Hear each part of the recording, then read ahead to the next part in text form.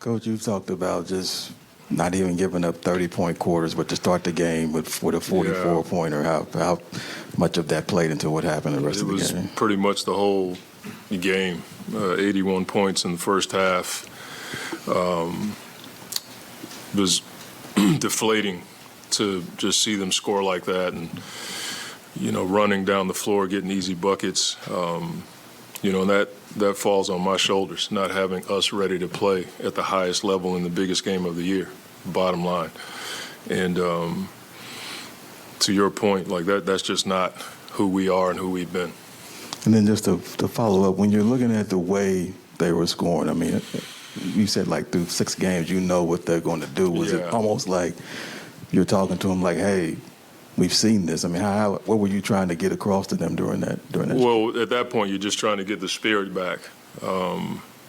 When they're running their offense with great pace and physicality on offense, and then we didn't make shots, and I thought that sent us into a bit of a tailspin, which is not common for us. We've been in games where we miss shots and we're able to get the stops we needed to, be productive. We just couldn't get any stops in the first half. Monty, when the deficit grew to that length, what did you see from the guys in terms of the effort they were trying to do and like trying to balance not doing too much? I thought the effort was there, but it wasn't at the highest level where we needed it. I thought the shot missing messed with us a bit. Not having DA as a roller tonight, you could see the difference in their pick and roll coverage. They were stealing out to shooters more tonight, and they were actually in the passing lanes a bit more. But I thought we missed a ton of shots early, and I thought that brought our spirit down. I know you're not big on comparisons, but this is 2 straight years with an ending like this at home. Did you sense a different energy from the guys, at least, though, to what I was asking about earlier? I can't gauge that. I'm not quite sure if I can compare. They both they bring bad feelings about the game and what you're trying to accomplish. Neither day feels good. Coach, Book's efficiency since that fall in the first quarter last game, it just wasn't quite the same. Was he fully healthy, or did that impact him? I haven't gotten a medical report on that, but I think he is dealing with some soreness. Just watching him, he didn't have that same pop, and he's just too tough of a guy to admit when he's, feeling something. But there's nothing official. As far as an injury is concerned, he just was toughing it out, and finally I just took him out of the game. When you have another season that comes to an end like this, Yeah. I know you guys didn't have as much time with Kevin as you wanted, but what's kind of your outlook for the franchise as far as what you need next time? It's too hard to talk about that stuff right now. It's an emotional, tough loss. It's hard for me to even see past today. I want to go in there and talk to the coaches, and we will reevaluate as we go forward. But you're right. This is 2 years in a row where we've lost in elimination games like this, and it's just a bad feeling. This franchise obviously has had championship hopes for a few years now, legitimate championship hopes. What do these, as you said, painful and very similar endings say about the group that you have, or the process that you guys have trying to put this championship puzzle together? It's hard to say. It's 2 different groups.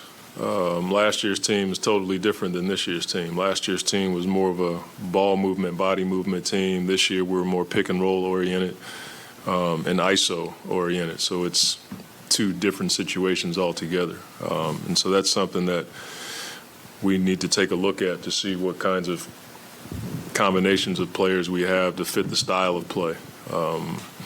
But it's hard to make assessments about those kinds of things after, 20 minutes after a loss, if that. Cam played the most minutes, and he obviously had the most efficient shooting night. So what can you say about his play in this series to help rejuvenate your team and tonight? I thought the pace that he brought in games 3 and 4 certainly helped us win those 2 games, and it changed their defensive mindset in Game 5. They did a good job of nullifying the pace with physicality, but he brought energy and scoring and when he got the ball, he was getting it down the floor, putting pressure on the rim. I thought Jock did the same thing from a sprint aspect, rim runs, stuff like that, just causing cross matches. He and Cam helped us win 2 games in this series, and I'm thankful for that. Monty, in the past, you've talked about how you reflect on a season as a whole and games like this. How do you process it the first 24 hours and then do more of it here in the off season? I mean, the next 24 hours will be what you can imagine. You know, you feel like you don't feel that great. You know, I take that personally, not having our team ready to play in the biggest game of the year. That's something that I pride myself on. And it just didn't happen tonight. And so that's something that I have to really take a deep look at everything I'm doing to allow us to be successful on these days. Monty, this might not be a fair question just after the 20 minutes after the game, but how do you characterize the season itself? I don't know. There's so many variables in a season like this, but they all seem like excuses. You know what I'm saying? I'm just not into that. You know, I look at myself first before anybody else, and you could point to all kinds of things, and I don't want to list them because that's just not. I don't think it's the right thing to do. I think you have to look at yourself, and that's what I'm doing right now, is looking at the things I can do better to help us on days like this and progress better during the season so we're ready for days like this. So there was a lot of things that happened this year, from injuries to trades and, you know, a lot of external things that could have been a distraction, and the guys just hung in there all year long. And I applaud the guys for that. We had a number of distractions this year, and they just stayed the course, and we just couldn't get it done today. Last 3, Gerald, Doug, Barry. Coach, when you look at KD's shooting, it was kind of uncharacteristic for most of the series. Did it feel like, what would you attribute that to? Was it trying to fit in on a new team, or? It's a hard one to really understand, you know, this early after a loss. Maybe it's something that I'm doing or we're doing, or maybe he just missed, you know, the shots that he's accustomed to making. I'm not quite sure yet. It's something that we'll have to evaluate as we go forward. Monty, I was going to ask you something similar, but it just seemed like that after he got off to a slow start, shooting-wise, I mean, his body language maybe a little bit. Did you feel like he felt the pressure of just trying to be the normal shot maker he normally is? I just think he cares. I think he wanted to, you know, bring this town something that it's never had before, and that's okay. You know, if a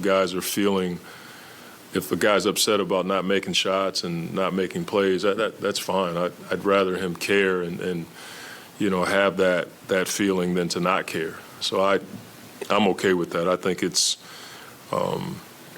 says a lot about who he is. You know, he wanted this badly, and I wanted it badly for him. So I just feel bad for all of our guys. Barry, last one.